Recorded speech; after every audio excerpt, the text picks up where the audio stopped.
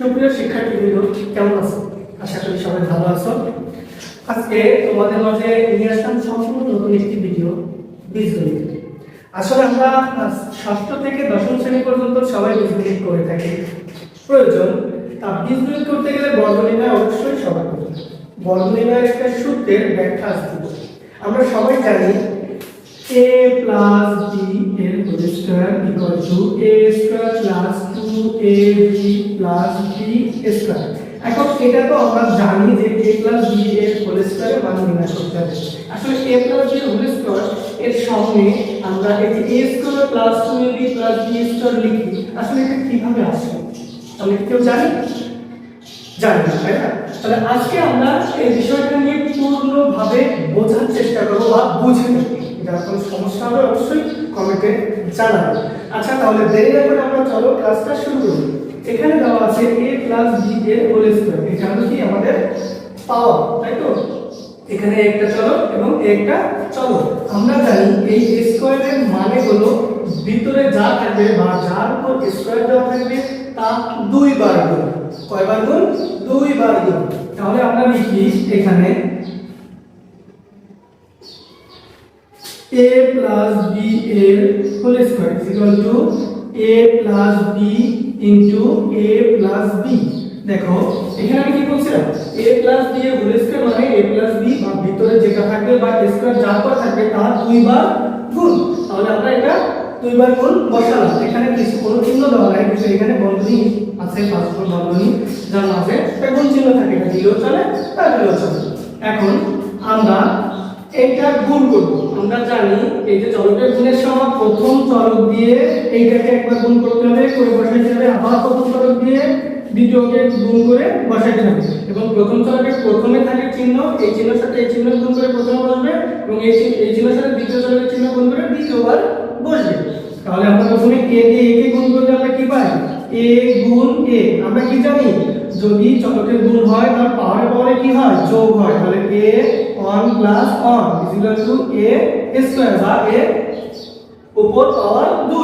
আচ্ছা, তাহলে আমরা প্রথমটা হলো a স্কয়ার, এখানে যে প্লাস আর এখানে প্লাস, প্লাসে প্লাসে আমরা কি জানি? প্লাসে প্লাসে প্লাস হয়। তাহলে আমরা প্লাসে প্লাসে প্লাস a আর b গুণ করলে কি হয়? যেহেতু একই না, তাই পাওয়ার বা ঘাতের কোনো যোগ বিয়োগের কোনো সম্ভাবনা নাই। তাহলে যদি দুটো চলক আলাদা থাকে তাহলে দুটোকে পাশাপাশি গুণাকারে বসাইতে হয়। তাহলে a b বসলো। এবার আমাদের প্রথম রাশিতে করা শেষ হলে এবার আমরা যাব দ্বিতীয় রাশিতে। এবার b দিয়ে প্রথমে a কে, তারপরে b দিয়ে b কে।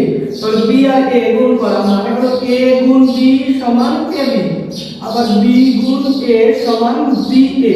বা এটা আগে এটা পরে, এটাকে আমরা ab ও লিখতে পারি, এটা কোনো সমস্যা না। তাহলে আমরা লিখব b আর a গুণ করলে হচ্ছে প্লাসে প্লাসে প্লাস, b আর a গুণ করলে হচ্ছে ab প্লাসে প্লাসে প্লাস। আবার এইটার মতো b গুণ b করলে কি হয়? b গুণ b করলে হয় b পাওয়ার 1 যোগ 1 সমান সমান b স্কয়ার। তাহলে এখানে আমাদের চলে আসছে b স্কয়ার। এখন আমরা দেখব কি এটা আমাদের গুণ করার পরে এবার আমরা কি যোগ বিয়োগ করব। আমাদের এখানে কি আছে? যোগ আছে, তাই আমরা যোগ করব। প্রথমে আছে কি a স্কয়ার। দেখো তো এখানে প্রথমে a স্কয়ার আছে কিনা? নাই।